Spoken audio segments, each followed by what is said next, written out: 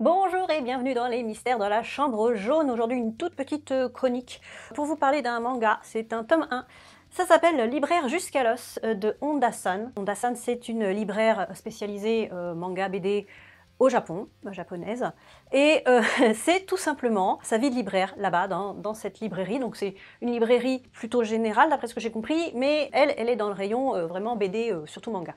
Et elle va raconter donc son quotidien de libraire. Ce qui est un petit peu original hein, dedans, c'est que tous les personnages, tous les employés de la librairie ont une tête un petit peu bizarre, ils ont une sorte de masque. Non mais t'inquiète, elle parle pas de nous. Le personnage principal, elle a une tête de mort. Donc libraire jusqu'à l'os, voilà, c'est parce que c'est vraiment, elle a vraiment son métier de libraire. C'est vraiment très drôle. Et c'est très drôle pourquoi?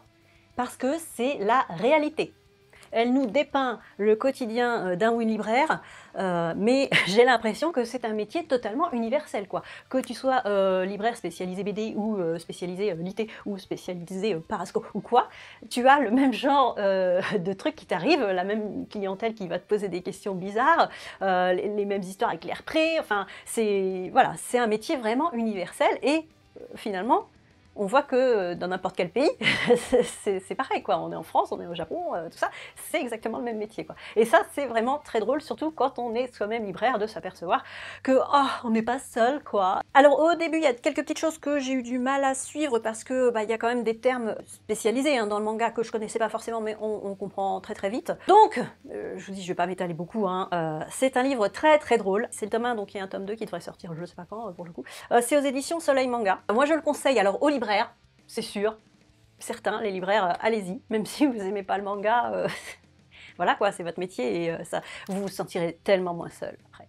Et je le conseille aussi aux gens qui s'intéressent au métier de libraire, au métier du livre, bah parce que voilà, vous comprendrez le quotidien des libraires et bien sûr aussi aux gens qui aiment le manga parce que ça parle du manga en lui-même. Voilà, ça parle pas des mangas, mais ça parle de la vente des mangas, des demandes qu'il y a, des diverses catégories de mangas, etc. Donc si vous voulez savoir ce que c'est d'être libraire, allez-y. Quant à moi, mon métier de libraire, pour l'instant, je ne sais pas trop ce qu'il en est, je ne sais pas ce qu'il va advenir de moi. Donc si vous avez des idées de métier, allez-y, je suis à votre écoute parce que je suis pas sûre que libraire ou conseillère de livres sur YouTube, ça aide à acheter des pâtes. Je cherche quelque chose alors plutôt créatif, pas trop dans le commerce finalement. Donnez-moi toutes les idées possibles, s'il vous plaît. Help. Et sur ce, bonne lecture.